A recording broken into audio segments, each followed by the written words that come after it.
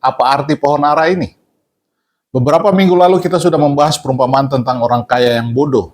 Dan Anda akan melihat nantinya adanya suatu urutan perkembangan di dalam penyusunan semua perumpamaan ini.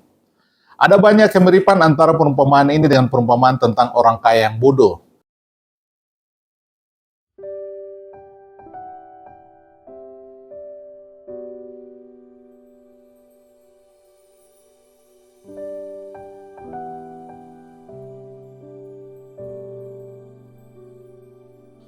Hari ini kita akan membahas tentang pengajaran Yesus yang dicatat di Lukas 13 ayat 1-9 yang kita kenal sebagai perumpamaan tentang pohon ara yang mandul atau pohon ara yang tidak berbuah. Untuk mendapatkan konteksnya, kita akan mendengar Lukas 13 ayat 1-9. Pada waktu itu datanglah kepada Yesus beberapa orang membawa kabar tentang orang-orang Galilea yang darahnya dicampurkan Pilatus dengan darah korban yang mereka persembahkan. Yesus menjawab mereka, "Sangkamu orang-orang Galilea ini lebih besar dosanya daripada semua orang Galilea yang lain karena mereka mengalami nasib itu? Tidak, kataku kepadamu. Tetapi jikalau kamu tidak bertobat, kamu semua akan binasa atas cara demikian. Atau sangkamu ke-18 orang yang mati ditimpa menara dekat Siloam lebih besar kesalahannya daripada kesalahan semua orang lain yang diam di Yerusalem? Tidak, kataku kepadamu. Tetapi jikalau kamu tidak bertobat, kamu semua akan binasa atas cara demikian." Lalu Yesus mengatakan perumpamaan ini. Seorang mempunyai pohon ara yang tumbuh di kebun anggurnya, dan ia datang untuk mencari buah pada pohon itu, tetapi ia tidak menemukannya. Lalu ia berkata kepada pengurus kebun anggur itu, "Sudah 3 tahun aku datang mencari buah pada pohon ara ini, dan aku tidak menemukannya. Tebanglah pohon ini, untuk apa ia hidup di tanah ini dengan percuma?" Jawab orang itu, "Tuan, biarkanlah dia tumbuh tahun ini lagi. Aku akan mencangkul tanah sekelilingnya dan memberi pupuk kepadanya. Mungkin tahun depan ia berbuah, jika tidak, tebanglah dia." Mari kita lihat apa sebenarnya yang mau disampaikan oleh Yesus melalui perumpamaan tentang pohon ara ini. Apa arti pohon ara ini? Beberapa minggu lalu kita sudah membahas perumpamaan tentang orang kaya yang bodoh. Dan Anda akan melihat nantinya adanya suatu urutan perkembangan di dalam penyusunan semua perumpamaan ini. Ada banyak kemiripan antara perumpamaan ini dengan perumpamaan tentang orang kaya yang bodoh. Keduanya berbicara tentang kehidupan rohani yang tidak berbuah yang berakhir dengan penebangan. Akan tetapi ada juga beberapa poin yang berbeda. Dalam perumpamaan ini kita menemukan dua perbedaan yang mendasar. Perumpamaan tentang orang kaya yang bodoh berlaku atas semua orang, yaitu orang Kristen dan juga orang non-Kristen. Ini adalah perumpamaan dengan cakupan yang sangat luas, sangat cocok jika disampaikan dalam kebaktian penginjilan karena dapat diterapkan pada semua orang. Akan tetapi di dalam perumpamaan tentang pohon ara yang mandul ini, cakupannya dipersempit dan hanya menjangkau orang Israel saja atau orang percaya. Jadi penerapannya tidak diarahkan kepada semua orang, melainkan hanya kepada mereka yang tergolong umat Yahudi atau umat Israel yang baru, yakni gereja. Perbedaan yang kedua adalah orang kaya yang bodoh ini tidak ada yang membela perkaranya. Sedangkan umat Allah, Israel atau gereja, ada tokoh yang bersepakat atau meminta penundaan hukuman. Jangan tebang dulu. Yohanes Pembaptis berkata kepada orang Yahudi, "Kapak sudah tersedia di akar pohon." Tindakan penghakiman akan berjalan dengan sangat cepat. Ketika penghakiman Allah turun, sang pembela, perawat kebun itu berkata, "Saya mohon, tundalah hukumannya sedikit lagi. Berilah waktu sedikit lagi kepada pohon itu, sedikit waktu saja." Hal pertama yang perlu diingat adalah perumpamaan ini berbicara tentang gereja, yaitu tentang Anda dan saya. Yesus sedang berbicara mengenai kita, orang Kristen. Pokok kedua yang disampaikan dalam perumpamaan kali ini adalah sekalipun ada yang membela kita, tetapi waktu yang tersisa sangatlah singkat. Masa kasih karunia itu ada batasnya. Poin selanjutnya adalah sesuatu yang tampaknya gagal dipahami oleh banyak orang Kristen, yaitu penghakiman adalah kenyataan yang harus dihadapi oleh gereja, sama seperti yang akan dihadapi oleh orang-orang non-Kristen.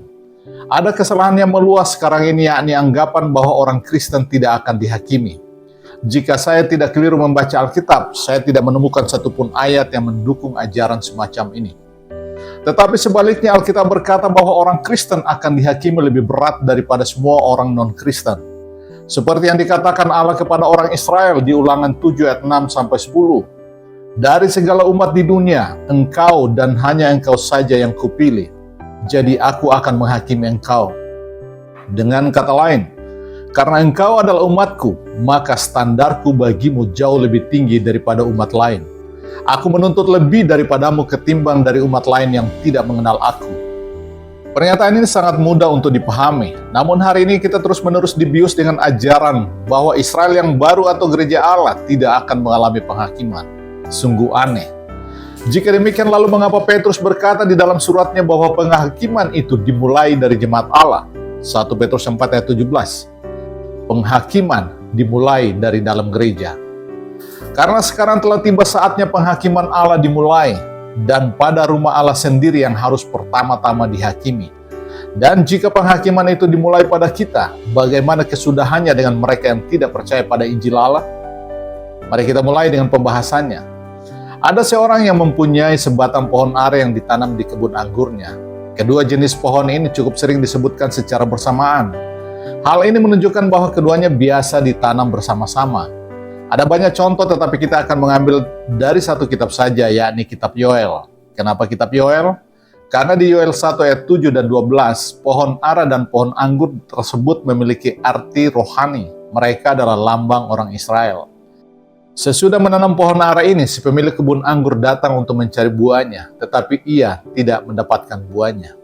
Di ayat 7 ia berkata kepada pengurus kebun anggur itu, "Sudah 3 tahun aku datang mencari buah pada pohon ara ini dan aku tidak menemukannya. Tebanglah pohon ini, untuk apa ia hidup di tanah ini dengan percuma?" Kita tahu berdasarkan Alkitab dan kebiasaan orang Yahudi, jika Anda menanam pohon ara, Anda tidak berharap untuk mendapatkan buahnya dalam 3 tahun pertama. Jadi ini berarti ketika si pemilik kebun anggur itu mulai datang untuk mencari buah ara, pohon tersebut sudah memasuki usia 4 tahun. Anda dapat memahami hitungan ini dengan melihat Imamat 19 ayat 23. Selama 3 tahun pertama tidak boleh dilakukan pemetikan buah dari pohon buah-buahan yang ditanam. Pohon itu dibiarkan bertumbuh dan diberi perawatan. Pada tahun yang keempat, Anda boleh mengambil hasil buah-buahan dari pohon itu. Mengingat bahwa ia sudah 3 tahun mencari buah dari pohon ara tersebut, maka ini berarti pohon tersebut sudah bertumbuh selama 6 tahun. 6 tahun sudah berlalu sejak pohon ara itu ditanam. Angka ini bukannya tanpa makna. Si pengurus kebun itu meminta tambahan waktu 1 tahun lagi. Secara keseluruhan, jumlah tahunnya sekarang menjadi 7. Seperti Anda ketahui, angka 7 merupakan lambang kesempurnaan di dalam Alkitab. Angka 7 tahun di dalam perumpamaan ini mengungkapkan kesabaran Allah yang sempurna. Ia berkenan untuk menunggu sampai 7 tahun penuh. Kesabarannya sudah ditujukan sampai pada batas terjauh yang dapat diberikan. Namun tidak bisa lebih dari itu. Pohon itu sudah memampatkan tanah kebun selama 3 tahun dengan percuma. Untuk apa ia hidup di tanah ini dengan percuma? Pohon itu menghisap kesuburan tanah dan mengurangi jatah gizi bagi pohon lainnya yang berbuah di kebun itu.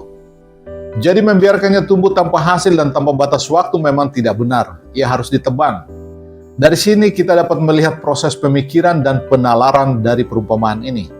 Sangat banyak makna yang terkandung di dalamnya jika Anda mulai dapat memahaminya. Perhatikan bahwa si pemilik kebun tidak ngotot ketika pengurus kebun anggur itu berkata, "Berikanlah waktu 1 tahun lagi." Ia tidak berkata sudah cukup, kesempatannya sudah habis. Namun ia bersedia menunggu dan berkata, "Baiklah, aku akan memberi waktu 1 tahun lagi." Penting untuk diperhatikan bahwa menurut para ahli pertanian, pohon ara adalah pohon yang cukup besar dan kuat dan membutuhkan banyak sumber energi. Inilah poin utama dari perumpamaan ini, yaitu pohon ini hanya tahu mengambil dan tidak memberikan apa-apa.